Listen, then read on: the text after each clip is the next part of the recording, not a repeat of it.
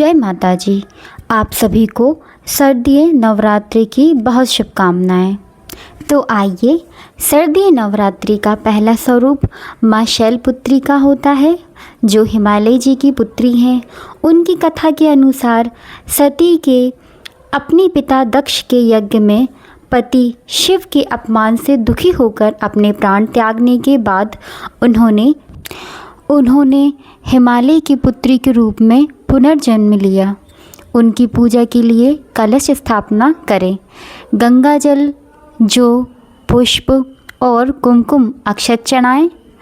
माँ को घी का भोग लगाएं, धूप दी जलाएं और कथा व आरती गाएं। माँ शैलपुत्री का स्वरूप नाम हिमालय की पुत्री होने के कारण शैलपुत्री कहलाती हैं।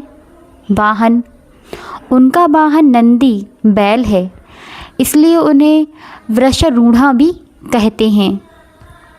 रूप, उनके एक हाथ में त्रिशूल और दूसरे में कमल का फूल होता है। गुण, उनका स्वरूप शांत, सुशील, दयामयी और रूप की मूर्ति है। आइए माँ शैलपुत्री की कथा सुनते हैं। दक्ष का यज्ञ। प्रजापति दक्ष ने एक बार यज्ञ किया जिसमें सभी देवताओं को आमंत्रित किया गया, लेकिन शिव जी को नहीं। सती अपने पति के शिव अपमान को सहन नहीं कर पाईं। उन्होंने यज्ञ में जाने की अनुमति मांगी। शिव जी ने मना किया, लेकिन सती आग्रह करने पर वे यज्ञ में गईं।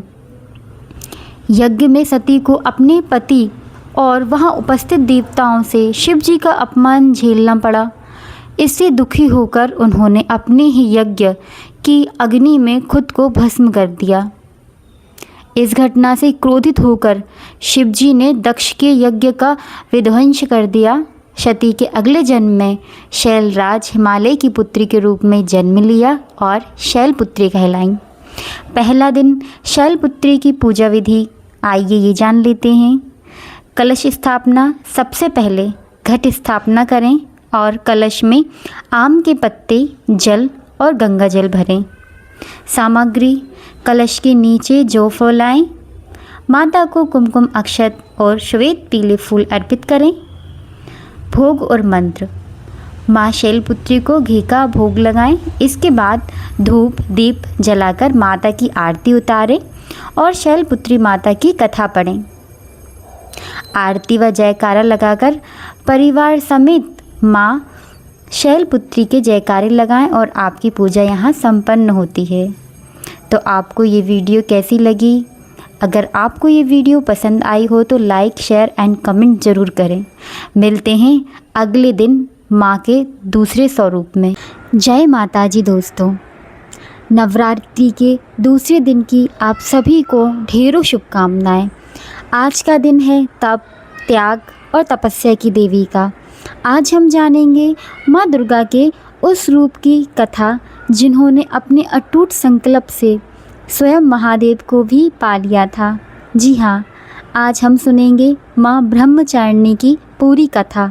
ये एक ऐसी कथा है जो हमें सिखाती है कि अगर हमारा संकल्प पक्का है तो दुनिया का कोई भी लक्ष्य हमारे लिए असंभव नहीं है। तो इस प्रेरणा से भरी कथा को जानने के लिए वीडियो के अंत तक ज़रूर बने रहें। एक राजकुमारी जिसने महल के सारे सुख छोड़ दिए और हजारों साल तक जंगल में तपस्या की, जिनके बारे में कोई सोच भी नहीं सकता, ना अन्न ना जल। आखिर क्यों? ऐसा क्या था जो वो पाना चाहती थी? दोस्तों, ये कथा दुनिया की सबसे बड़े दृढ़ संकल्प और अटूट प्रेम की कहानी है। ये कहानी माँ पार्वती के उस शक्तिशाली रूप की है जिसे आज हम सब माँ ब्रह्मचारिणी के नाम से पूजते हैं। आज हम सभी मिलकर सुनने वाले हैं ये कथा। मेरे साथ अंत तक बने रहिएगा, क्योंकि ये कहानी और कथा आपके अंदर एक नई ऊर्जा भर देगा। तो कथा की शुरुआत करते हैं। आइए पहले नवरात्रि का दूसरा ब्रह्मचारिणी माँ का दिव्य स्वरूप जान लेते हैं। नवरात्रि के दूसरे दिन देवी दुर्गा के द्वितीय स्वरूप माँ ब्रह्मचारिणी की पूजा और अर्चना की जाती है। ब्रह्म का अर्थ है तपस्या और चारिणी का अर्थ है आचरण करने वाली। इस प्रकार ब्रह्मचारिणी का अर्थ है तप का आचरण करने वाली। उनका स्वरूप परम ज्योतिमय और अत्यंत भव्य है। उनके दाहिने हाथ में जप की माला और बाएं हाथ में कमंडल रहता है। माँ ब्रह्मचारिणी की कथा दृष्ट संकल्प, कठोर तपस्या और असीम भक्ति का प्रतीक है। यह कथा हमें सिखाती है कि सच्चे मन और दृढ़ निश्चय से किसी भी लक्ष्य को प्राप्त किया जा सकता है। आइए जानते हैं पूर्व जन्म की कथा। पौराणिक कथाओं के अनुसार माँ ब्रह्मचारिणी ने अपने पूर्व जन्म में पर्वतराज हिमालय जी के घर पुत्री के रूप में जन्म लिया था। तब उनका नाम पार्वती था। देवर्षि नारद एक उपदेश से उन्होंने भगवान शंकर को पति रूप में पाने का दृढ़ संकल्प लिया। कठोर तपस्या। भगवान शिव को पति रूप में प्राप्त करने के लिए देवी पार्वती ने अत्यंत कठोर तपस्या का मार्ग चुना। उन्होंने हजारों वर्षों तक केवल फल फूल खाकर तप किया। इसके बाद सैकड़ों वर्ष तक केवल शाक पर निर्वाहन किया। उनकी तपस्या की कठोरता समय के साथ और भी बढ़ती गई।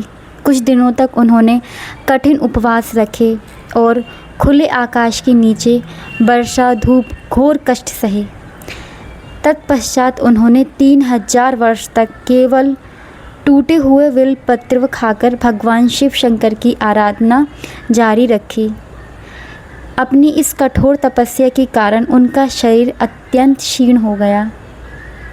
अपनी तपस्या को और भी कठिन बनाते हुए उन्होंने सूखे बिल्व पत्र खाना भी छोड़ दिया था।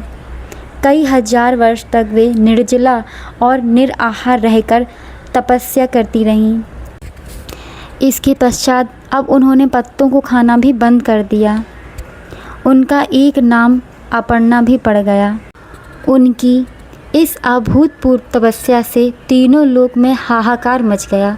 देवता, ऋषि, सिद्धगण और मुनि सभी ने ब्रह्मचारिणी की तपस्या को अभूतपूर्व पुण्यकृत बताकर उनकी सराहना की। अंत में उनकी एक कठोर तपस्या से प्रसन्न होकर भगवान शिव ने उन्हें अपनी पत्नी के रूप में स्वीकार किया। माँ ब्रह्मचारिणी की उपासना से भक्तों में तप, त्याग, वैराग्य, सदाचार और संयम की वृद्धि होती है। उनकी कृपा से जीवन के कठिन से कठिन संघर्षों में भी व्यक्ति अपने कर्तव्य पथ से विचलित नहीं होता अतः सफलता को प्राप्त करता है। साधक को तप, त्याग, शांति और संयम की शक्ति मिलती है। जीवन की कठिनाइयाँ और मानसिक अशांति दूर होती हैं। विवाह और दाम्पत्य जीवन में सुख मिलता है। संतान की प्राप्ति और परिवार में सुख समृद्धि आती है। विद्यार्थियों और साधक के लिए यह दिन विशेष लाभकारी है। माँ ब्रह्मचारिणी हमें सिखाती हैं कि जीवन में चाहे कितनी भी कठिनाइयाँ क्यों ना आ जाएं, धैर्य और संयम से सब कुछ संभव है। यदि हम चाहें लक्ष्य को पाने के लिए साधना करें और विश्वास रखें तो ईश्वर अवश्य कृपा करते हैं। माँ ब्रह्मचारिणी की कृपा से आपके जीवन में धैर्य, शांति और सफलता आए। जय माता जी। नवरात्रि का पावन पर्व पर आज हम आ पहुँचे हैं तीसरे दिन की ओर। यह दिन समर्पित है माँ दुर्गा के तीसरे स्वरूप परम तेजस्विनी माँ चंद्रघंटा को। क्या आप जानते हैं माँ चंद्रघंटा की आराधना से आपके जीवन में हर कष्ट कैसे दूर हो सकते हैं और आप कैसे प्राप्त कर सकते हैं अलौकिक शक्ति।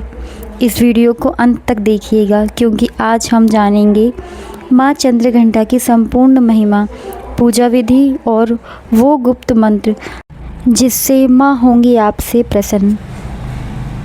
माँ चंद्रघंटा की अलग अलग मुद्राओं की तस्वीरों या चित्र उनके मस्तक पर अर्धचंद्र व भुजाएं, अस्त्र शस्त्र और वाहन सिंह को स्पष्ट रूप से दिखाती हैं।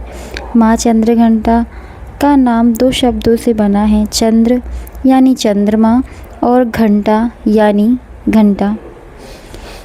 उनके मस्तक पर घंटे के आकार का अर्धचंद्र सुशोभित है जो उनके नाम को सार्थक करता है। उनका स्वरूप अत्यंत अलौकिक और भव्य है।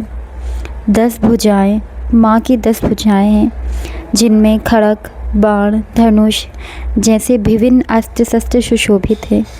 यह दर्शाता है कि माँ धर्म की रक्षा और दुष्टों का संहार करने के लिए सदैव तत्पर रहती हैं। माँ का वाहन सिंह है, जो साहस और पराक्रम का प्रतीक है। उनका वर्ण स्वर्ण के समान चमकीला है और वे अत्यंत सौम्य और शांत दिखाई देती हैं, लेकिन आवश्यकता पड़ने पर वे दुष्टों के लिए प्रलयकारी भी बन जाती हैं। माँ चंद्रघंटा की पूजा से हमें निर्मलता, साहसता, वीरता और निडरता प्राप्त होती है। वे भय से मुक्त दिलाती हैं और जीवन में शांति और समृद्धि लाती हैं।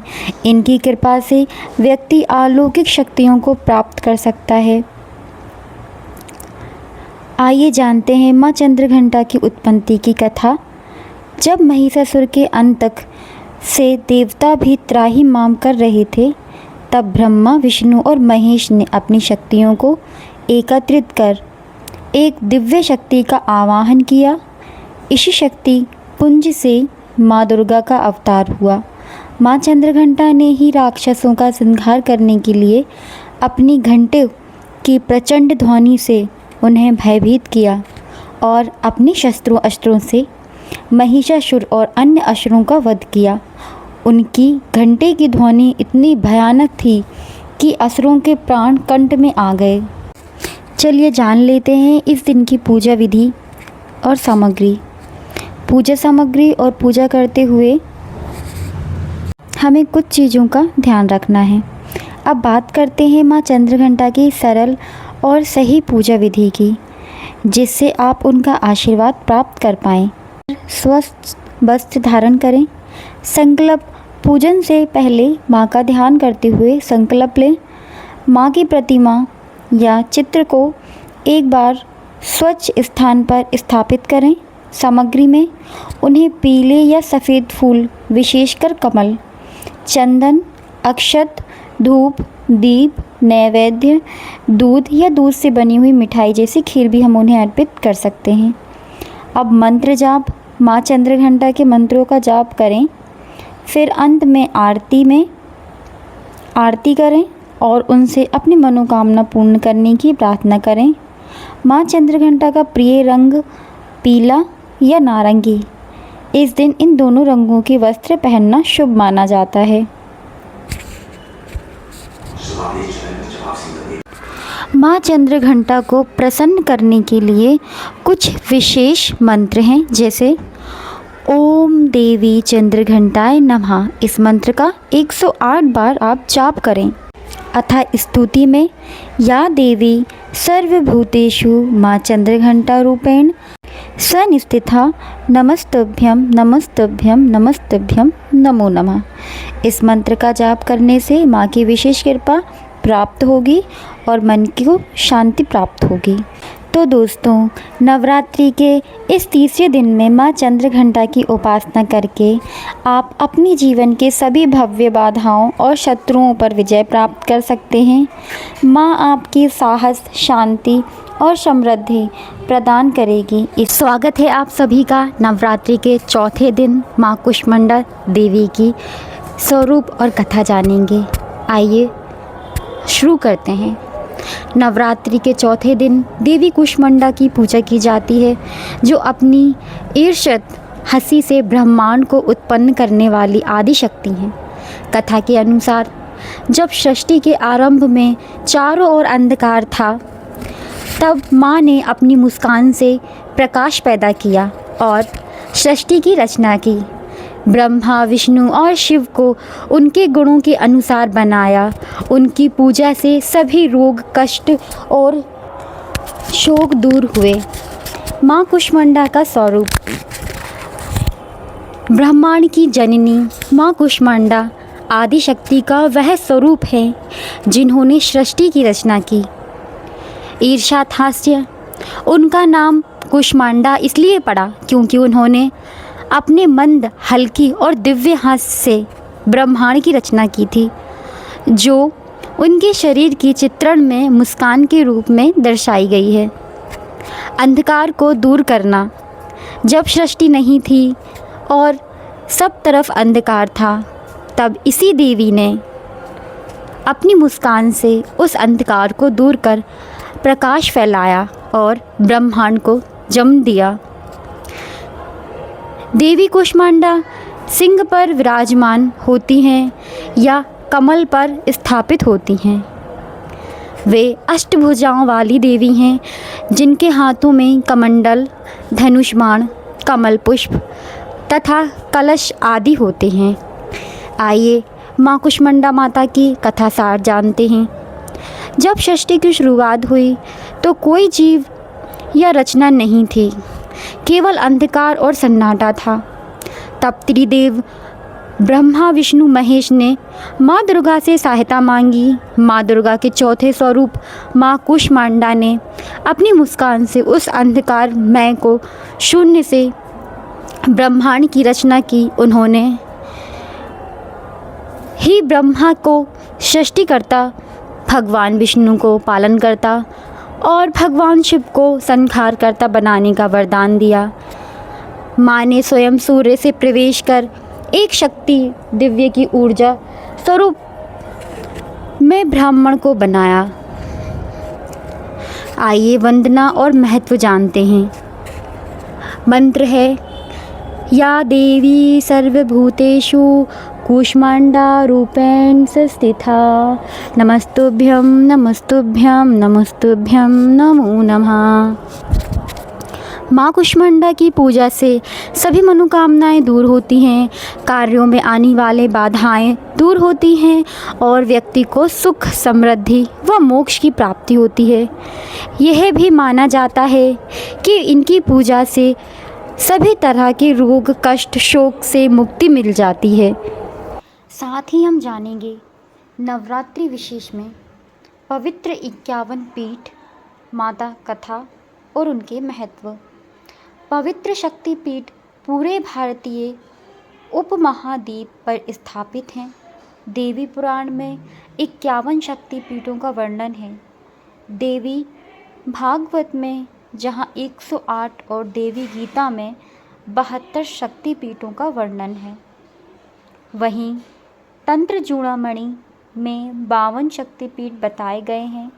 देवी पुराण में 51 शक्तिपीठ की चर्चा की गई है। इन 51 शक्तिपीठों में से कुछ विदेश में भी हैं। वर्तमान में भारत में 42, पाकिस्तान में 1, बांग्लादेश में 4, श्रीलंका में 1, तिब्बत में 1 तथा नेपाल में 2 शक्तिपीठ बताए गए हैं। कैसे बनी शक्तिपीठ? आइए जानते हैं। पौराणिक कथा के अनुसार देवी माता के 51 शक्तिपीठों के बनने के संदर्भ में पौराणिक कथा प्रचलित है, जहाँ राजा प्रजापति दक्ष की पुत्री के रूप में माता जगदम्बिका ने सती के रूप में जन्म लिया था और भगवान शिव से विवाह किया। एक बार मुनियों के एक समूह के यज्ञ आयोजित किया। यज्ञ में सभी देवताओं को बुलाया गया।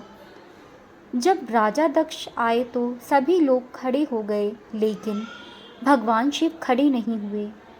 भगवान शिव दक्ष के दामाद थे। यह देखकर राजा दक्ष बेहद क्रोधित हुए। अपने इस अपमान का बदला लेने के लिए सती के पिता राजा दक्ष प्रजापति दक्ष ने यज्ञ का आयोजन किया था।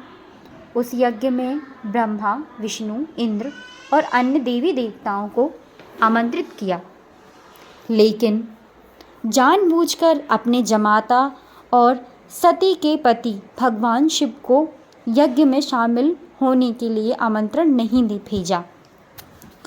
भगवान शिव इस यज्ञ में शामिल नहीं हुए। नारद जी से सती को पता चला कि उनके पिता के यहाँ यज्ञ हो रहा है, लेकिन उन्हें आमंत्रित नहीं किया गया। ऐसे जानकर वे क्रोधित हो उठी। नारद जी ने उन्हें सलाह दी कि पिता के यहाँ जाने के लिए बुलावे की ज़रूरत नहीं होती।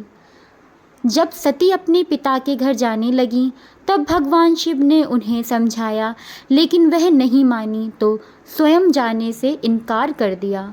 शंकर जी के रोकने पर भी जिद कर सती यज्ञ में शामिल होने चली गई।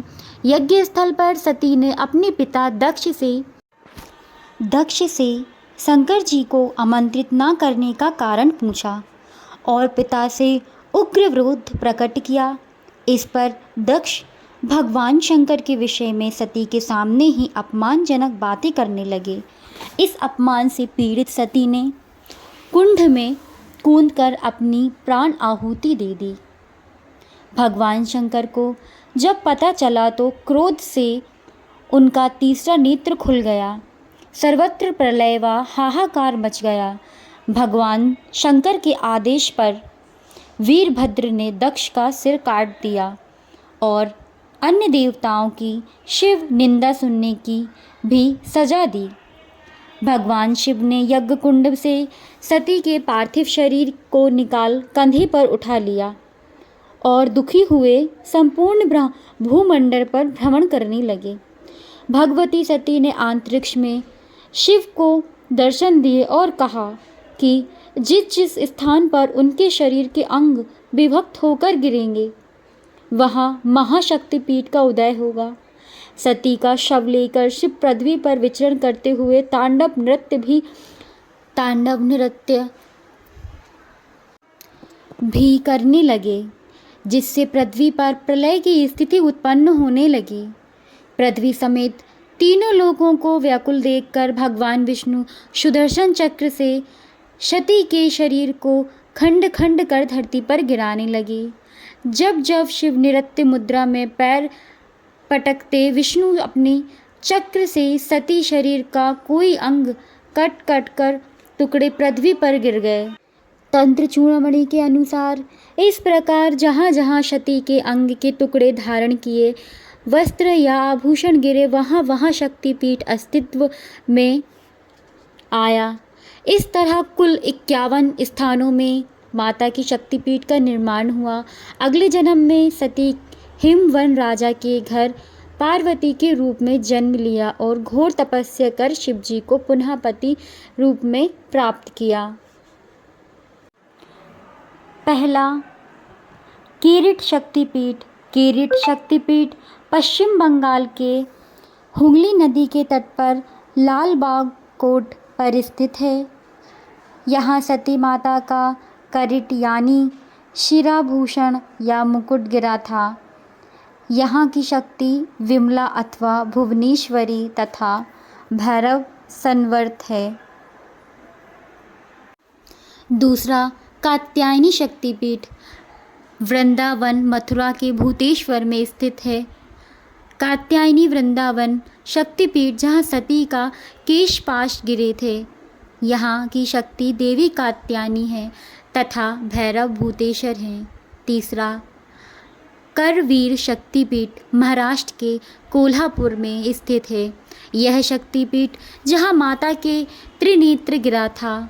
यह की शक्ति महिषासुर मर्दिनी तथा भैरव क्रोधधीर हैं। यहाँ महालक्ष्मी का निज निवास माना जाता है। वहीं चौथा स्वरूप श्री पर्वत शक्तिपीठ। इस शक्तिपीठ को लेकर विद्वानों में मंत्रांतर है।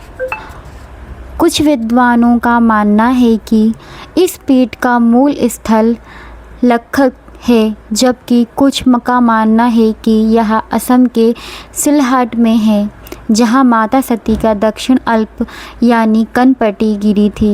यहाँ की शक्ति सुंदरी भैरव सुंदरानंद है। पांचवा, विशालक्षी।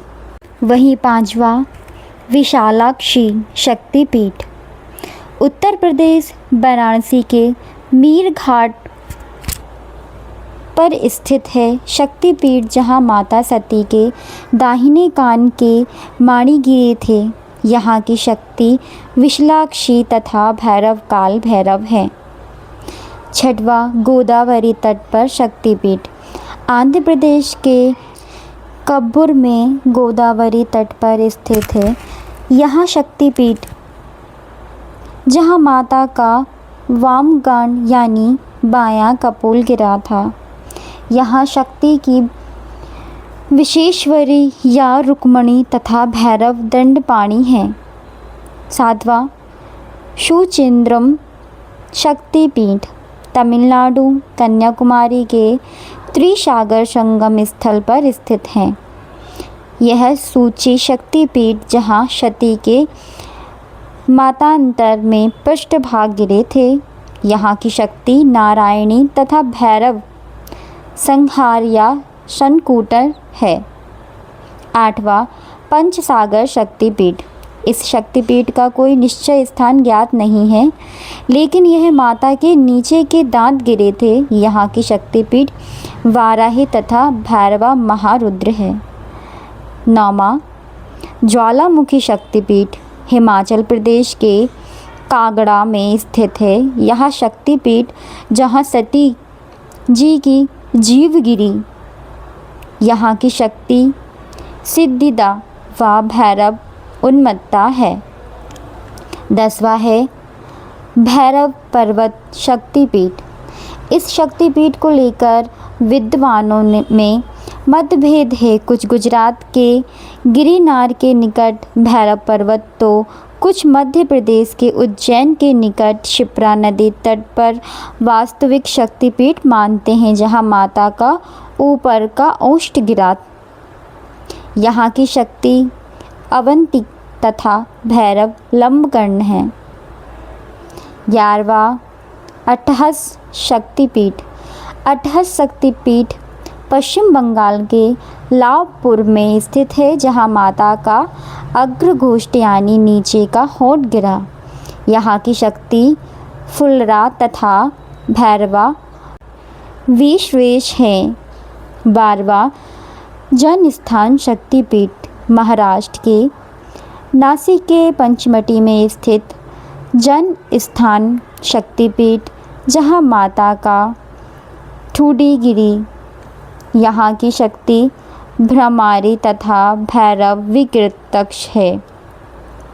13वां कश्मीर शक्तिपीठ या अमरनाथ जम्मू कश्मीर के अमरनाथ में स्थित है। यह शक्तिपीठ जहाँ माता का कंठ गिरा था। यहाँ की शक्ति महामाया तथा भैरवा त्रिसंधेश्वरी है। नंदीपुर शक्तिपीठ। 14वां पश्चिम बंगाल के सौंथाया में स्थित यह पीठ, जहाँ देवी की देह का कंठहार गिरा था। यहाँ की शक्ति नंदिनी और भैरव निंदकेश्वर है। 15वां श्रीशैल शक्तिपीठ आंध्र प्रदेश के कूर्नल के पास है। श्रीशैल का शक्तिपीठ जहाँ माता की ग्रीवा गिरी थी। यहाँ की शक्ति महालक्ष्मी तथा भैरवा सन्वानंद अथवा ईश्वरानंदन है। 16 नलहाटी शक्तिपीठ पश्चिम बंगाल के बोलपुर में है। नलहाटी शक्तिपीठ जहाँ माता की उदर नली गिरी थी। यह की शक्ति कालिका तथा भैरवा योगीश है। 17वां मिथिला शक्तिपीठ। इसका निश्चित स्थान अज्ञात है। स्थान को लेकर मान्यता है। 3 स्थानों पर मिथिला शक्तिपीठ को माना जाता है। वह है नेपाल के जनकपुर, बिहार के समस्तीपुर और सहरसा, जहाँ माता का वाम स्कंद गिरा था। यहाँ की शक्ति उमाया महादेवी तथा भैरव महोदर हैं। 18वां रत्नावली शक्तिपीठ। इसका निश्चित स्थान अज्ञात है। बंगाल पंजिका के अनुसार यह तमिलनाडु के चेन्नई में कहीं स्थित है। रत्नावली शक्तिपीठ जहाँ माता का दक्षिण स्कंद गिरा था। यहाँ शक्ति कुमारी तथा भैरव शिव हैं। 19वां अंबाजी शक्तिपीठ। गुजरात गुनागढ़ के गिरकिनार पर्वत के शिखर पर देवी अंबिका का भव्य विशाल मंदिर है, जहाँ माता का उदर गिरा था। यहाँ की शक्ति चंद्रभागा तथा भैरव वक्रतुंड है। ऐसा भी मान्यता है कि गिरिनार पर्वत के निकट ही सती का उद्वोष्ठ गिरा था, जहाँ की शक्ति अवंतिका तथा भैरव लंबकर्ण है। 20वां है जलंधर शक्तिपीठ। पंजाब के जलंधर में स्थित माता का जलधर शक्तिपीठ, जहाँ माता का वाम स्तन गिरा था। यहाँ की शक्ति त्रिपुर मालिनी तथा भैरव भीषण है। 21वां है रामागिरी शक्तिपीठ। इस शक्तिपीठ की स्थिति को लेकर भी विद्वानों ने मतांतर है। कुछ उत्तर प्रदेश के चित्रकूट, कुछ मध्य प्रदेश के मैहर में मानते हैं, जहां माता का दाहिना स्तन गिरा था। यहाँ की शक्ति शिवानी तथा भैरव चंड है। 22वां वैद्यनाथ शक्तिपीठ, झारखंड के गिरिडीह देवघर स्थित वैद्यनाथ शक्तिपीठ, जहां माता का हृदय गिरा था। यहाँ की शक्ति जय दुर्गा तथा भैरव वैद्यनाथ हैं। एक मान्यता अनुसार यहीं पर सती का दाह संस्कार भी हुआ था। 23वां वक्रेश्वरी शक्तिपीठ, माता का यहाँ शक्तिपीठ पश्चिम बंगाल को सौनथ्या में स्थित है, जहाँ माता का मन गिरा था। यहाँ की शक्ति महिषासुरमर्दिनी तथा भैरव वस्त्रनाथ हैं। 24 कन्याकुमारी शक्तिपीठ, तमिलनाडु के कन्याकुमारी के 3 सागरों हिंद महासागर, अरब सागर तथा बंगाल की खाड़ी के संगम पर स्थित कांड्याकाश्रम शक्तिपीठ, जहाँ माता की पीठ गिरी थी। यहाँ की शक्ति शिवर्णी तथा नारायणी तथा भैरव नीमशी या स्थाणु हैं। 25वां बहुला शक्तिपीठ, पश्चिम बंगाल के कटवा जंक्शन के निकट केतुग्राम में स्थित है। बहुला शक्तिपीठ, जहां माता का वाम बाहु गिरा था। यहाँ की शक्ति बाहुला तथा भैरवा भीरुक है। 26वां उज्जैनी शक्तिपीठ, मध्य प्रदेश के उज्जैन के पावन शिप्रा के दोनों तटों पर स्थित उज्जैनी हरसिद्धि शक्तिपीठ, जहां माता की कोहनी गिरी थी। यहाँ की शक्ति मंगल चंडिका तथा भैरव मांगल्य कपिलंबर है। 27वां मणिवेदिका शक्तिपीठ, राजस्थान के पुष्कर में स्थित है। मणि देवी का शक्तिपीठ, जिसे गायत्री मंदिर के नाम से जाना जाता है, यहाँ माता की कलाइयाँ गिरी थीं। यहाँ की शक्ति गायत्री तथा भैरव सरवंदा हैं। 28वां है प्रयाग शक्तिपीठ, उत्तर प्रदेश के इलाहाबाद में स्थित है। यहाँ माता की हाथ की उंगलियाँ गिरी थीं, लेकिन स्थानों को लेकर मतभेद है।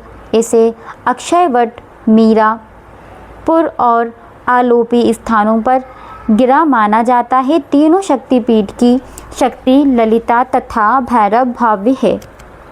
29वां है उत्कल शक्तिपीठ, उड़ीसा के पुरी याजपुर में माना जाता है, जहाँ माता की नाभि गिरी। यहाँ की शक्ति विमला तथा भैरव जगन्नाथ पुरुषोत्तम है। 30 कांची शक्तिपीठ, तमिलनाडु के कांचीवरम में स्थित माता का कांची शक्तिपीठ, जहाँ माता का कंकाल शरीर गिरा था। यहाँ की शक्ति देवगर्भा तथा भैरवा रूरू है। 31वां काल माधव शक्तिपीठ, इस शक्तिपीठ के बारे में कोई निश्चित स्थान ज्ञात नहीं है, परंतु यहाँ माता का वाम नितंबर गिरा। यहाँ की शक्ति काली तथा भैरव असितंग हैं। 32वां है शोण शक्तिपीठ, मध्य प्रदेश के अमरकंटक के नर्मदा मंदिर शोण शक्तिपीठ हैं। यहाँ माता का दक्षिण नितंबर गिरा था। एक दूसरी मान्यता यह है कि बिहार के सासाराम का तारचंडी मंदिर ही शोण तट था शक्तिपीठ है। यह सती का दायां नेत्र गिरा था। ऐसा माना जाता है कि यहाँ की शक्ति नर्मदा, शोणाक्षी तथा भैरव भद्रसेन है। 33वां है कामाख्या शक्तिपीठ, कमरगिरी असम गुवाहाटी के कामगिरी पर्वत पर स्थित है। यह शक्तिपीठ जहाँ माता की योनि गिरी, यह शक्ति कामाख्या तथा भैरव उमानंद हैं। 34वां है जयंती शक्तिपीठ मेघालय के जयंतिया पहाड़ी पर स्थित है, जहाँ माता की वाम जांघ गिरी। यहाँ की शक्ति जयंती तथा भैरवा क्रमंदेश्वर हैं। 35वां है मगध शक्तिपीठ। बिहार की राजस्थानी पटना में स्थित पटनेश्वरी देवी को ही शक्तिपीठ माना जाता है, जहाँ माता की दाहिनी जांघ गिरी थी। यहाँ की शक्ति सर्वानंदकारी तथा भैरव व्योमकेश है। 36वां है त्रस्तोता शक्तिपीठ। पश्चिम बंगाल के जालपाईगुड़ी के शालवाड़ी गांव में तीस्ता नदी पर स्थित त्रिस्तोता शक्तिपीठ, जहां माता का वाम पाद गिरा था। यहाँ की शक्ति भ्रामरी तथा भैरव ईश्वरी है। 37वां है त्रिपुरारी सुंदरी शक्तिपीठ। त्रिपुरा के राधे किशोर ग्राम में स्थित है त्रिपुर सुंदरी शक्तिपीठ, जहाँ माता का दक्षिण पद गिरा था। यहाँ की शक्ति त्रिपुर सुंदरी तथा भैरवा त्रिपुरेश्वर हैं। 38वां है विभाषा शक्ति। पश्चिम बंगाल के मिदनापुर के तम्रलोक ग्राम में स्थित है विभाषा शक्तिपीठ, जहाँ माता का वाम टखना गिरा था। यहाँ की शक्ति कपलिन भीमरूपा तथा भैरव सर्वानंदा हैं। 39वां है कुरुक्षेत्र शक्तिपीठ। हरियाणा के कुरुक्षेत्र जंक्शन के निकट द्वापायन सरोवर के पास स्थित है कुरुक्षेत्र शक्तिपीठ, जिसे श्री देवी कूप भद्रकाली पीठ के नाम से भी जाना जाता है। यहाँ माता के दाहिनी चरण गिरे थे। यहाँ की शक्ति सावित्री तथा भैरव स्थागुण है। 40वां है युगंध शक्तिपीठ। शीरग्राम शक्तिपीठ पश्चिम बंगाल के वर्धमान जिले के शीरग्राम में स्थित है। युगाधा शक्तिपीठ। यहाँ सती के दाहिनी चरण का अंगूठा गिरा था। यहाँ की शक्ति जुगाड़िया और भैरवा शेर खंडक है। 41वां है विराट अंबिका शक्तिपीठ। राजस्थान के गुलाबी नगरी जयपुर के वैराट ग्राम में स्थित है वैराट शक्तिपीठ, जहाँ सती के दाहिने पैर की उंगली गिरी थी। यहाँ की शक्ति अंबिका तथा भैरव अमृता हैं। 42वां है कालीघाट शक्तिपीठ। पश्चिम बंगाल कोलकाता के कालीघाट में काली मंदिर के नाम से प्रसिद्ध यह शक्तिपीठ, जहाँ माता के दाहिनी पैर की अंगूठे को छोड़ 4 उंगलियां गिरी थीं। यहाँ की शक्ति कालिका तथा भैरवा नकुलेश हैं। 43वां है मानस शक्तिपीठ। तिब्बत के मानसरोवर तट पर स्थित मानस शक्तिपीठ, जहाँ माता की दाहिनी हथेली गिरी थी। यहाँ की शक्ति द्रक्षायणी तथा भैरव अमर हैं। 44वीं लंका शक्तिपीठ। श्रीलंका में स्थित लंका शक्तिपीठ, जहाँ माता की निपुर यानी पायल गिरे थे। यहाँ की शक्ति इंद्राक्षी तथा भैरव राजेश्वरी हैं, लेकिन यहाँ ज्ञात नहीं कि श्रीलंका के किस स्थान पर गिरे हैं। 45वां है गंडकी शक्तिपीठ। नेपाल के गांडकी नदी के उद्गम पर स्थित गांडकी शक्तिपीठ, जहाँ सती का दक्षिण कपोल गिरा था। यहाँ की शक्ति गांडकी तथा भैरव चक्रपाणी है। 46वां है गुहोश्वरी शक्तिपीठ। नेपाल के काठमांडू में पशुपतिनाथ मंदिर के पास ही स्थित गुहेश्वरी शक्तिपीठ है, जहाँ माता सती के दोनों घुटने गिरे थे। यहाँ की शक्ति महामाया और भैरव कपाल हैं। 47वां है हिंगलाज शक्तिपीठ। पाकिस्तान के बलूचिस्ताना प्रांत में स्थित है माता हिंगलाज शक्तिपीठ, जहाँ माता का वृद्धरंध्र सिर के ऊपरी भाग गिरा था। यहाँ की शक्ति कोटरी और भैरव भीमलोचन हैं। 48वां है सुगंध शक्तिपीठ। बांग्लादेश के खुलना में सुगंध नदी के तट पर स्थित है उग्रतारा देवी का शक्तिपीठ। जहाँ माता की नासिका गिरी थी। यहाँ की देवी सुनंदना माता से सुगंधा हैं तथा भैरव त्र्यंबक हैं। 49वां करतोया शक्तिपीठ बांग्लादेश के भवनीपुरी के बैगड़ा में कारतोया नदी के तट पर स्थित है। स्वरूप पर आज हम जानेंगे माँ दुर्गा के 5वें स्वरूप ममतामयी स्कंद माता की कथा, उनकी पूजा, दिन और संपूर्ण जानकारी। अगर आप माँ स्कंद माता की कृपा पाना चाहते हैं तो इस वीडियो के अंत तक ज़रूर बने रहें। नवरात्रि का 5वां दिन माँ स्कंद माता को समर्पित होता है। जैसे कि नाम से ही स्पष्ट है, स्कंद की माता भगवान शिव और माता पार्वती के पुत्र कार्तिकेय का एक नाम स्कंद भी है। उन्हीं की माता होने के कारण माँ पार्वती के इस रूप को स्कंद माता कहा जाता है। माँ एक रूप स्वरूप अत्यंत मनमोहक है, वात्सल्य से परिपूर्ण। उनकी 4 भुजाएं हैं। दाहिनी तरफ की ऊपरी भुजा में वे भगवान स्कंद को गोद लिए हैं और नीचे वाली भुजा में कमल का पुष्प है। बाईं ओर की ऊपर भुजा वर मुद्रा में है और नीचे वाली भुजा में कमल पुष्प है। माँ कमल के आसन पर विराजमान रहती हैं, इसलिए उन्हें पद्मासन देवी भी कहा जाता है। उनका वाहन सिंह और उनका वर्ण पूर्णता शुभ है। आइए अब हम सुनते हैं माँ स्कंद माता की पावन कथा, जो मातृत्व की शक्ति और देवताओं की रक्षा से जुड़ी है। कहानी के अनुसार माता स्कंद पौराणिक कथा के अनुसार तारकासुर नाम का एक अत्यंत पराक्रमी राक्षस था। उसने कठोर तपस्या करके ब्रह्मा जी को प्रसन्न कर लिया। ब्रह्मा जी के प्रकट होने पर उसने अमर वरदान मांगा। ब्रह्मा जी ने उसे समझाया कि जिसने जन्म लिया है उसकी मृत्यु निश्चित होती है। तब तारकासुर ने बड़ी चालाकी से वरदान मांगा कि उसकी केवल शिव पुत्र के हाथों ही मृत्यु हो।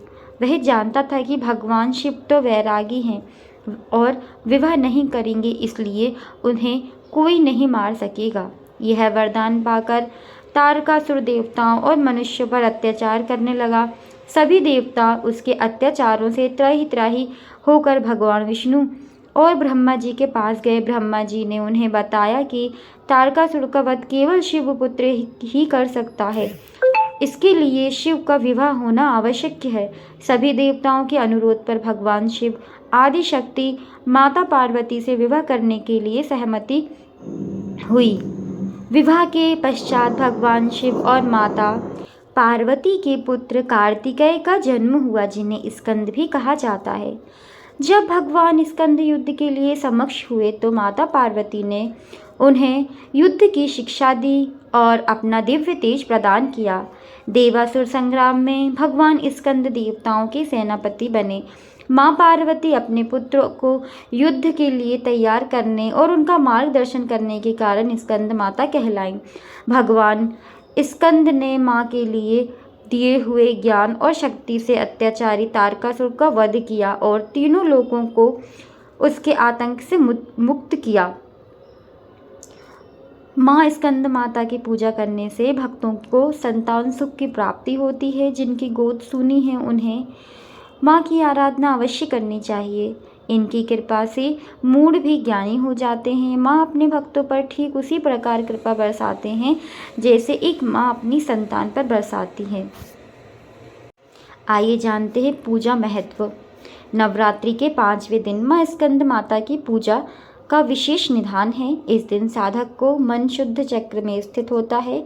इनकी उपासना से भक्ति की समस्त इच्छाएं पूर्ण हो जाती हैं और मोक्ष की प्राप्ति होती है। आइए पूजा सामग्री जान लेते हैं। पूजा की थाली में कलश, अन्य सामग्री। नवरात्रि के 5वें दिन सुबह जल्दी उठकर स्नान करें और स्वच्छ वस्त्र धारण करें। पूजा स्थान पर माँ स्कंद माता की तस्वीर या प्रतिमा स्थापित करें।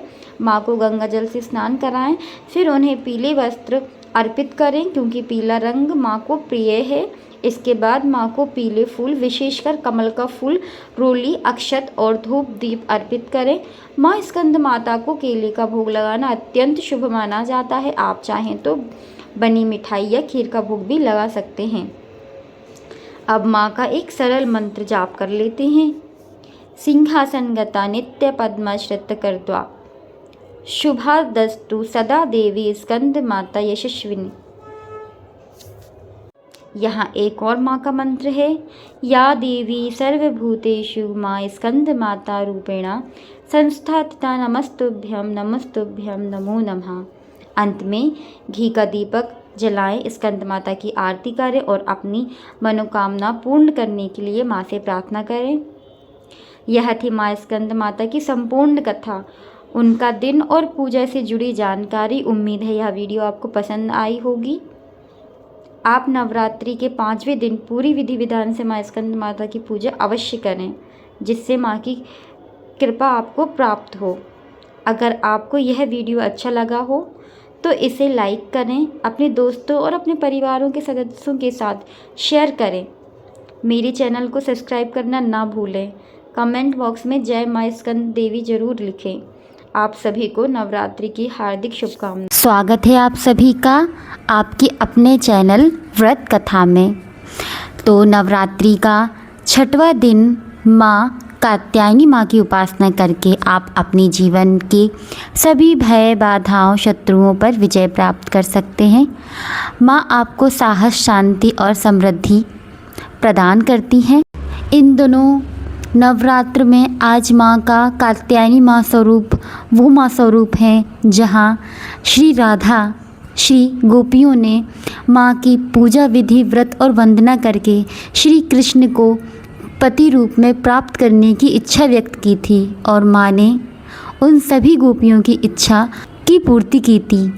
आज का दिन कुंवारी कन्याओं के लिए बहुत ही अच्छा है, क्योंकि आज के दिन माँ को मनाकर और माँ की विधि पूर्वक पूजा विधि व्रत से मनचाहा वर की प्राप्ति कर सकती हैं। तो आइए माँ की पूजा विधि कथा संपूर्ण विस्तार से जानते हैं। माँ कात्यायनी की पूजा विधि सामग्री की व्यवस्था।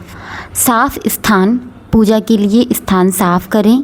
माँ कात्यायनी की मूर्ति या तस्वीर लें। कलश, जल, पान, अक्षत, आम के पत्ते लें। घी या तिल का दीपक प्रज्वलित करें। धूप और अगरबत्ती जलाएं। फूल, गुलाब, चमेली, चंपा या अन्य सुगंधित ले सकते हैं।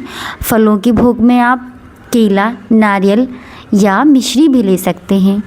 नारियल, हल्दी, कुमकुम, चावल, अक्षत यानी चावल। पानी का पात्र शुद्ध लें। सिंदूर और लाल कपड़ा, पंचामृत, दूध, दही, घी, शहद और शक्कर का बनावें। अब पूजा की समय स्थिति भी देखते हैं। नवरात्रि के 6ठे दिन माँ कात्यायनी की पूजा की जाती है। पूजा सुबह या संध्या के समय करें। पूजा के दौरान मन शांत, शरीर स्वच्छ, साफ सुथरे होना चाहिए। सबसे पहले संकल्प लें, मैं अमुक अपना नाम माँ कात्यायनी की आज पूजा करने का संकल्प करता हूँ या करती हूँ। माँ मेरी मनोकामना पूर्ण करे। प्रार्थना मंत्र में पूजा से प्रारंभ। माँ कात्यायनी की छवि को ध्यान करें और मंत्र बोले। ओम देवी कात्यायनी नमः 11, 21 या 108 बार जाप करें। पूजा क्रम में स्थान शुद्धिकरण, धूप और दीप जलावें। चारों ओर सिंदूर या हल्दी छिड़कें। कलश स्थापना, कलश में जल भरें, उनमें आम के पत्ते डालें, ऊपर नारियल रखें, लाल कपड़ा से ढकें। माँ कात्यायनी की प्रतिमा में चित्र या उनकी प्रतिमा को लाल कपड़े पर स्थापित करें। उसके सामने दीपक और दीप दिखावें। फूल और अक्षत अर्पण करें। माँ को अपने हाथ से फूल, अक्षत और पवित्र जल अर्पित करें। भोग में केले, नारियल, मिश्री व पंचामृत अर्पित करें। आइए अब माँ कात्यायनी की व्रत कथा जानते हैं।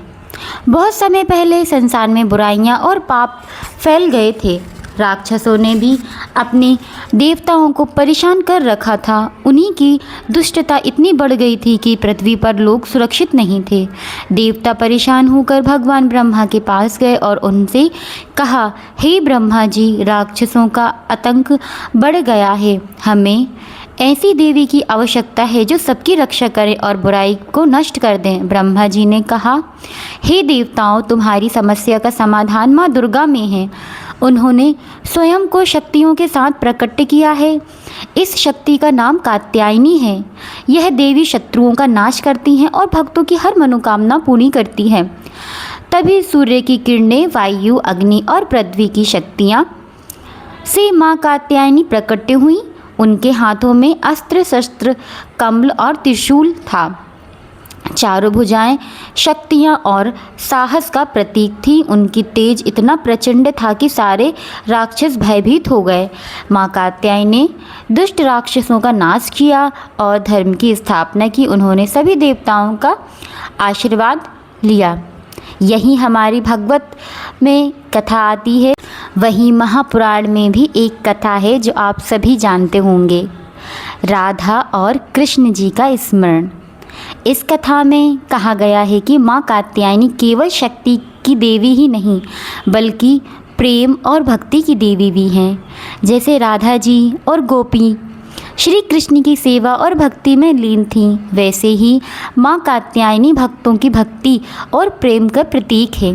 राधा और गोपियाँ हमेशा प्रेम और भक्ति में इतनी लीन रहती थीं कि उनका मन केवल और केवल सेवा में रम जाता था। उसी भक्ति का भाव माँ कात्यायनी भी भक्तों से चाहती हैं। जो भक्त सच्चे हृदय से माँ कात्यायनी जी की पूजा करते हैं, उन्हें साहस, सफलता और प्रेम की प्राप्ति होती है। माँ ने केवल संकटों को दूर नहीं किया बल्कि मन को शांत सुख प्रदान किया है। आइए भक्तों, राधा और गोपी द्वारा माँ कात्यायनी की पूजा की कथा भी हम सुन लेते हैं। वृंदावन में श्री कृष्ण अपनी लीलाएं कर रहे थे। राधा जी और अन्य गोपियाँ श्री कृष्ण को अपना पति बनाना चाहती थीं। उनके मन में भगवान के प्रति अत्यंत प्रेम और भक्ति थी। गोपियाँ आपस में सोचने लगीं, यदि हम भगवान श्री कृष्ण को अपने पति रूप में प्राप्त करना चाहें तो इसके लिए कौन सी प्रार्थना करनी चाहिए। फिर सब गोपियाँ और राधा जी एक मत होकर बोली, माँ कात्यायनी शक्ति स्वरूपा हैं, वे ही हमारी मनोकामनाएं पूरी कर सकती हैं। चलो हम सब मिलकर व्रत करें और माँ की आराधना करें। कार्तिक मास के समय पूरे 1 माह तक सभी गोपियाँ यमुना जी के तट पर स्नान करने जाती थीं। स्नान के समय वे मिट्टी से शिवलिंग बनाकर माँ कात्यायनी जी का पूजा करती थीं। वे एक साथ बैठकर माँ कात्यायनी का स्मरण करती और प्रार्थना करती और पूरी श्रद्धा से माँ कात्यायनी का व्रत, पाठ, पूजा विधि विधानवत करती। इसमें एक मंत्र भी बोला गया है जो बहुत ही प्रभावशाली है। कात्यायनी महामाये महायोगेश्वरी नंदगोप सुता देवे पति में कुरुते नमः। हे माँ कात्यायनी, हे माँ महायोगिनी, आप सबकी आधीश्वरी हैं। कृपा करके नंदगोप नंदनंदन श्री कृष्ण को मेरे पति रूप में स्वीकार करवाइए। यह वाणी जो उनके मुख से निकली और यहाँ हम इसे मंत्र भी बोल सकते हैं, बहुत ही शुभ लाभदायक है। आप अगर ये शुक्रवार को 21 बार करें तो आप भी मन चाहे श्री कृष्ण जैसे ही पति प्राप्त कर सकते हैं। माँ कात्यायनी की कृपा 1 महीने तक राधा और सभी गोपियाँ बड़े प्रेम और श्रद्धा से व्रत करती रहीं। उनकी भक्ति और प्रेम देखकर माँ कात्यायनी प्रसन्न हुई। माँ ने आशीर्वाद दिया, हे गोपियों, श्री कृष्ण तुम्हारे पति रूप में, भाव रूप में और लीला रूप में सदा तुम्हारे साथ रहेंगे। फलस्वरूप इस व्रत के कारण श्री कृष्ण ने गोपियों को अपनी अनंत लीलाओं में सहभागी बनाया। रास लीला और अन्य लीलाओं में राधा और गोपी को स्थान दिया। यही कारण है कि आज भी इन्हें कात्यायनी व्रत कहा जाता है। जो स्त्रियां मनचाहा पति या शुभ विवाह चाहती हैं वे इस व्रत को अवश्य करें। इस कथा का संदेश यह है कि भक्ति और प्रेम में किया गया राधा और गोपी की तरह जो माँ कात्यायनी की आराधना करता है उसे प्रेम, भक्ति और जीवन में मनचाही सफलता प्राप्त होती है। नमस्कार, आप सभी का स्वागत है नवरात्रि के 7वें दिन। हम माँ दुर्गा के अत्यंत शक्तिशाली और भयानक लेकिन परम कल्याणी स्वरूप माँ कालरात्रि की उपासना करते हैं। आइए सबसे पहले उन स्वरूप को जानते हैं और फिर उस अद्भुत कथा को सुनते हैं जब माँ कालरात्रि ने दानव का संहार किया। आइए जानते हैं माँ कालरात्रि का स्वरूप। माँ कालरात्रि का स्वरूप देखने में अत्यंत भयानक है, लेकिन यह भक्तों के लिए सदैव शुभ फल देने वाला है, इसलिए इन्हें शुभकारिणी भी कहा जाता है। इनकी शरीर घने अंधकार की तरह एकदम काला, इनके बाल बिखरे हुए और गले में बिजली की तरह चमकने वाली माला सुशोभित है। इनके 3 गोल नेत्र हैं जिसमें से अग्नि की लपटें निकल रही हैं। इनका वाहन गर्दव्य गधा है जो माँ के 4 हाथ में एक ऊपर उठा हुआ दाहिने हाथ भक्त को वरदान देते हुए और नीचे का दाहिना हाथ अभय मुद्रा में यानी भक्त को निडर रहने का आश्वासन देती है। बाईं तरफ के हाथों में लोहा का कटा और खड़क यानी तलवार है। यह रूप ही बताता है कि माँ कालरात्रि काल का भी नाश करने वाली है। कालरात्रि माता की पौराणिक कथा। आइए इस कथा का स्मरण करते हैं और ध्यान लगाते हैं। यह कथा है उस समय की जब शुंभ, निशुंभ और रक्तबीज जैसे भयंकर ने तीनों लोगों में आतंक मचा रखा था। इन राक्षसों के अत्याचार से परेशान होकर सभी देवी देवता और ऋषि माँ दुर्गा की शरण में गए। माँ दुर्गा ने उनकी रक्षा का वचन दिया और राक्षसों के वध के लिए युद्ध शुरू किया। शुंभ निशुंभ के कई सेनापति को मारने के बाद जब माँ दुर्गा ने रक्त बीज को युद्ध के लिए ललकारा तब एक भयंकर समस्या सामने आई। रक्त बीज को यह वरदान प्राप्त था कि उसके रक्त की एक भी बूंद अगर धरती पर गिरेगी तो उसे एक बूंद से उसके अनेक राक्षस उत्पन्न हो जाएंगे। जैसे ही माँ दुर्गा उस पर प्रहार करती उसके शरीर से रक्त निकलता और लाखों की संख्या में नए रक्त बीज देते खड़े हो जाते। यह देखकर माँ दुर्गा ने अपने तेज से, अपनी ही शक्ति से माँ कालरात्रि को प्रकट किया। माँ कालरात्रि का रूप अत्यंत विकराल था। उन्हें देखकर सभी दैत्य भयभीत हो गए। माँ दुर्गा ने कई बार फिर रक्त बीज पर प्रहार किया, लेकिन इस बार रक्त बीज की बूंदों को जमीन पर गिरने से पहले ही माँ कालरात्रि ने अपने मुख में भर लिया। इस प्रकार रक्त बीज के रक्त की एक भी बूंद धरती पर नहीं गिरी। माँ दुर्गा के प्रहार और माँ कालरात्रि द्वारा रक्तपान के कारण अत्यंत महापापी रक्त बीज का अंत हुआ। इस प्रकार माँ कालरात्रि अपनी शक्तियों से काल को भी भयभीत कर दिया और देवी देवताओं संकट से मुक्ति दिलाई। आइए जानते हैं माँ कालरात्रि की उपासना फल। जो भक्त नवरात्रि के दिन माँ कालरात्रि के सच्चे मन से पूजा करते हैं उन्हें अग्नि भय, जल, शत्रु भय और रात्रि के भय से मुक्ति मिलती है। माँ की कृपा से ब्राह्मण की सभी सिद्धियों द्वारा खुलने लगते हैं। इनकी उपासना करने वाले भक्तों से दानव, दैत्य, राक्षस और भूत प्रेत जैसी असुर शक्तियाँ दूर भाग जाती हैं। माँ कालरात्रि की पूजा से ग्रह बाधाएं भी दूर होती हैं। तो आइए प्रेम से माँ कालरात्रि का जयकारा लगाएं और उनमें प्रार्थना करते हुए कि वे सभी के जीवन में अंधकार और भय को दूर कर शुभता लाएं। जय माँ कालरात्रि, जय शुभकारी माँ की जय। हम माँ दुर्गा के सबसे उग्र लेकिन परम दयालु स्वरूप माँ कालरात्रि की दिव्य कथा का विस्तार से श्रवण करेंगे। इस कथा का मूल मार्कंडेय पुराण के देवी महात्म्य से निहित है।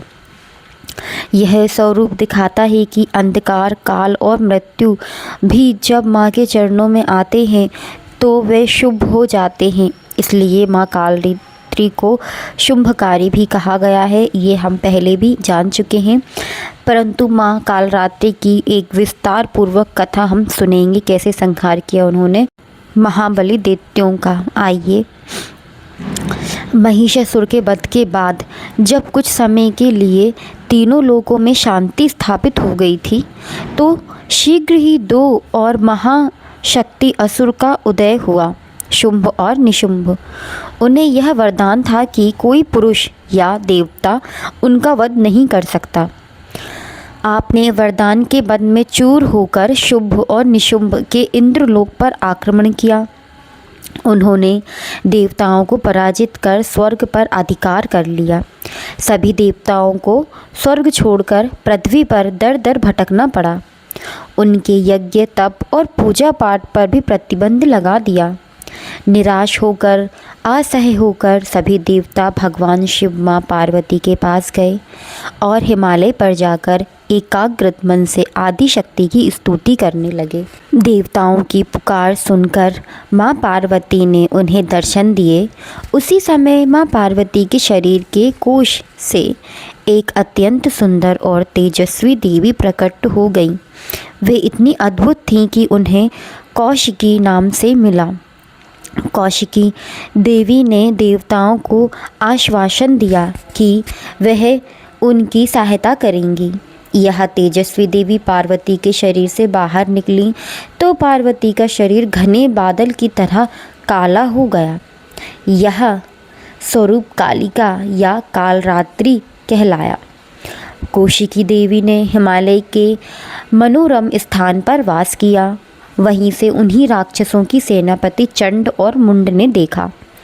चंड और मुंड ने जाकर स्वामी शुंभ से कहा, महाराज, हमने हिमालय पर एक ऐसी देवी को देखा है जिसकी सुंदरता तीनों लोकों में अद्वितीय है। ऐसी देवी को अपनी रानी बनाना चाहिए। शुंभ ने यह सुनकर उस देवी को लाने के लिए सबसे पहले अपनी सेनापति धूम्रलोचन को भेजा, लेकिन एक ही हुंकार में देवी ने उसे भस्म कर दिया। तब शुंभ ने चंड और मुंड को भेजा। जब ये युद्ध भूमि में देवी के सामने आए तो देवी को अत्यंत क्रोधित आया। क्रोध के कारण देवी अंबिका यानी कौशिकी का मुखमंडल काले रंग का हो गया। उनके ललाट माथे से भयानक विकराल और लोमहर्ष देवी प्रकट हुई। यही थी माँ कालरात्रि। माँ कालरात्रि का स्वरूप, उनका वर्ण रात के घने अंधकार जैसा काला था। जीभ बाहर निकली हुई थी और उनकी श्वास से अग्नि की लपटें निकल रही थीं। उनके गले में बिजली की तरह चमकने वाली मुंडों की माला थी। वे अपने हाथों में खड़क और कांटा लिए हुए थी। माँ कालरात्रि ने पलक झपकते ही चंड मुंड को पकड़ लिया। उन्होंने उनके सिर काट डाले और देवी अंबिका के सामने अर्पित कर दिए। चंड और मुंड को मारने के कारण देवी का यह रूप चामुंडा कहलाया। रक्तबीज का वरदान और कालरात्रि का महासंग्राम। आइए जानते हैं। आपने प्रिय सेनापति की मृत्यु से शुंभ और निशुंभ अत्यंत क्रोधित हो गए। तब उन्होंने अपने सबसे दुर्योध योद्धा रक्तबीज को भेजा। रक्तबीज के पास एक अद्भुत और खतरनाक वरदान था। वरदान यह था कि जब भी उसके शरीर से रक्त की एक भी बूंद धरती पर गिरेगी तो उसे बूंद से ठीक उसके जैसा एक बलवान रक्तबीज उत्पन्न हो जाएगा। जैसे ही देवी रक्तबीज पर प्रहार करती, उसके शरीर से रक्त की बूंद गिरी और लाखों करोड़ों रक्त बीज युद्ध भूमि में खड़े हो गए। यह देखकर देवता भी घबरा गए। देवी अंबिका ने माँ कालरात्रि से कहा, हे चामुंडा, तुम शीघ्र ही अपना मुख खोलो और मेरे प्रहार से निकले रक्त की बूंदों को धरती पर गिरने से पहले ही पी लो। एक भी बूंद धरती पर नहीं गिरनी चाहिए। माँ कालरात्रि ने तुरंत अपना विशाल जिह्वा फैला दी। उनकी जीभ पूरी युद्ध भूमि पर फैल गई। जैसे ही देवी अंबिका रक्त बीज पर प्रहार करती, रक्त की हर बूंद धरती पर गिरने से पहले माँ कालरात्रि की जिह्वा पर गिरती और वे उसे पी जाती। रक्त बीज पर प्रहार होते रहे और माँ कालरात्रि उसका रक्त पीती रहीं। इस तरह रक्त बीज के नए क्लोन प्रतिकृत बनने बाध्य हो गए। रक्त के अभाव में रक्त बीज का शरीर क्षीण हो गया और अतः देवी अंबिका ने उसका सिर काट डाला।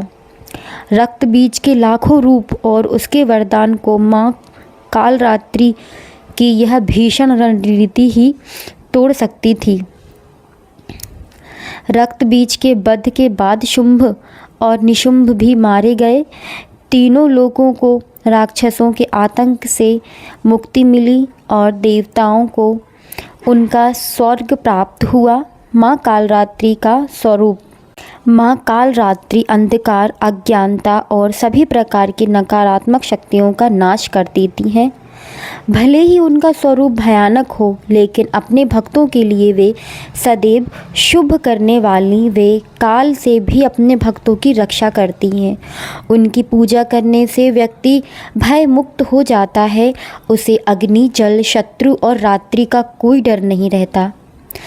तो आइए नवरात्रि के इस 7वें दिन हम माँ कालरात्रि से प्रार्थना करें कि वे हमारे भीतर के अंधकार, अज्ञानता और भय का नाश करें और हमें भी शक्ति और साहस की शुभता का आशीर्वाद दें। जय माता दी। ओम सर्वमंगल मांगल्ये शिवे सर्वार्थ साधिके शरणाय त्र्यंबके गौरी नारायणी नमस्तुभ्ये। नमस्कार, स्वागत है आप सभी का आपके अपने चैनल व्रत कथा में। तो आज नवरात्रि का 9वां दिन माँ सिद्धिदात्री का दिन है। आइए जानते हैं। नवरात्रि के 9वें दिन महानवमी माँ दुर्गे की 9वें स्वरूप माँ सिद्धिदात्री की पूजा की जाती है। इस दिन माता को प्रसन्न कर आप सभी 8 सिद्धियाँ प्राप्त कर सकते हैं। इस वीडियो में जानेंगे माँ सिद्धिदात्री का स्वरूप, पूजा की सरल विधि, व्रत कथा, प्रिय भोग हलवा, पूरी चना, मंत्र और महिषासुर मर्दिनी स्त्रोत, हे गिरिनंदिनी का पाठ, नवमी पर कन्या पूजन व हवन का महत्व और सही विधि भी बताई गई है। यह वीडियो देखकर अपनी महानवमी की पूजा सफल बनाएं और माँ का आशीर्वाद प्राप्त करें। माँ सिद्धिदात्री का स्वरूप, पूजा की सरल विधि, शुभ मुहूर्त, माँ सिद्धिदात्री की व्रत कथा, पूजन और हवन विधि, माँ सिद्धिदाता स्तुति, माँ सिद्धिदात्री का मंत्र। ओम देवी सिद्धिदात्रे नमः। माँ सिद्धिदात्री का स्वरूप, पूजा विधि, कथा और स्तुति। माँ सिद्धिदात्री का स्वरूप आइए जानते हैं। माँ सिद्धिदात्री माँ दुर्गा का 9वां और अंतिम स्वरूप है, जो भक्तों को सभी प्रकार की सिद्धियाँ, अणिमा, महिमा, गरिमा, लघिमा, प्राप्ति, प्रकम्य, ईश्वत्व और विस्मित प्रदान करती हैं। वह कमल पर विराजमान रहती हैं और इनका वाहन सिंह है। इनकी 4 भुजाएं हैं, जिनमें एक हाथ में गदा, दूसरे हाथ में चक्र, तीसरे में कमल का फूल और चौथे में शंख रहता है। भगवान शिव ने भी इन्हीं देवी की कृपा से सिद्धियां प्राप्त की थीं, जिनके कारण उनका आधा शरीर देवी का हो गया और वे अर्धा ईश्वर कहलाए। आइए जानते हैं पूजा विधि। नवमी महानवमी की स्नान व संकल्प। सूर्योदय से पहले उठकर स्नान करें और स्वच्छ वस्त्र यानी जामुनी बैंगनी शुभ रंग होता है इसे धारण करें और पूजा का संकल्प लें। स्थापना और माँ का आवाहन। पूजा स्थल पर गंगा जल से शुद्ध करें। माँ सिद्धिदात्री की मूर्ति या चित्र स्थापित करें। माँ का आवाहन करें। माँ को रोली कुमकुम अक्षत धूप दीप फूल सफ़ेद कमल प्रिय होता है, हो सके तो आप माँ को अर्पित करें और श्रृंगार सामग्री अर्पित करें। माँ सिद्धिदात्री के मंत्र का जाप कम से कम 108 बार जरूर करें।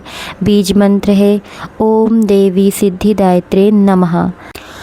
भोग में माँ को हलवा पूरी और चने का भोग लगाएं। इसके अलावा तिल या नारियल से बने मिष्ठान को अर्पित करें। नवमी का हवन का विधान। ओम ए ह्रीम क्लीम चामुंडाय विच्छेद स्वाहा मंत्र से आहुति दें। कन्या पूजन में 9 कन्याओं देवी का स्वरूप और एक बटुक भैरव का स्वरूप यानी एक बालक को भोजन कराएं और दक्षिणा देकर आशीर्वाद लें। आइए माँ सिद्धिदात्री की कथा का स्मरण करते हैं और ध्यानपूर्वक सुनते हैं।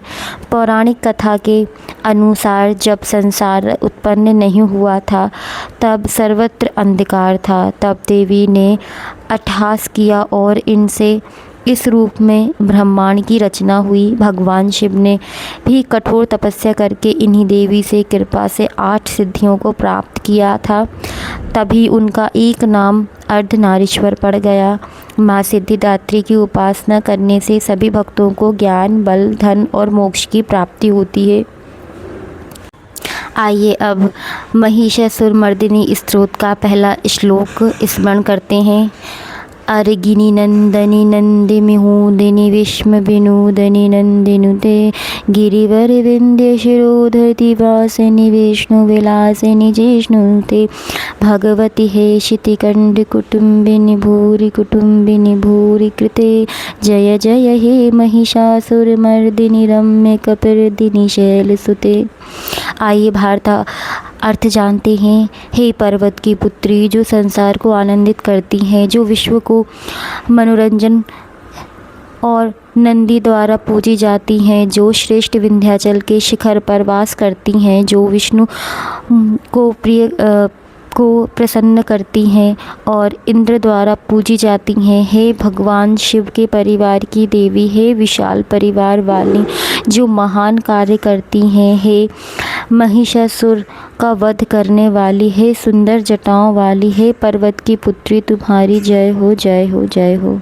नवमी हवन की सरल विधि। नवरात्रि के समापन पर नवमी के दिन हवन करना अत्यंत शुभ माना जाता है। हवन से घर की नकारात्मक ऊर्जा दूर होती है और वातावरण शुद्ध होता है। आइए हवन सामग्री जानते हैं। हवन कुंड या ना हो तो ईंटों से बनी अस्थायी कुंड, आम की लकड़ियाँ। हवन सामग्री बाजार में आसानी से उपलब्ध हो जाती हैं। काला तिल, जौ, चावल, गूगल, इलायची, लौंग, शक्कर, गाय का घी, कपूर, कलावा यानी रोली। अब हवन के चरण आइए जानते हैं। कुंड की स्थापना। हवन कुंड को साफ जगह पर स्थापित करें। हवन कुंड में लकड़ियों और कपूर की सहायता से अग्नि प्रज्वलित करें। हाथों में जल और चावल लेकर हवन का संकल्प लें। सबसे पहले भगवान गणेश और देवी देवताओं को आहुति दें। माँ दुर्गा का मंत्र ओम ह्लीम क्लीम चामुंडाय विच्छेद स्वाहा, इस मंत्र का उच्चारण करते हुए 108 बार आहुति दें। देवी मंत्र है माँ सिद्धिदात्री के मंत्र ओम देवी सिद्धिदात्रे नमः स्वाहा का जाप करते हुए आहुति दें। पूर्ण आहुति। सभी आहुतियों पूर्ण होने के बाद हाथ में नारियल, पान, सुपारी, फल और कुछ हवन सामग्री ले ओम पूर्णमतः पूर्णमितम मंत्र का जाप करते हुए अग्नि में पूर्ण आहुति दें। आरती और क्षमा प्रार्थना करें। अंत में माँ सिद्धिदात्री की आरती पूजा हुई किसी भी भूल में आप माँ से क्षमा याचना करें। प्रसाद का वितरण करें। हवन का प्रसाद हलवा आदि सभी में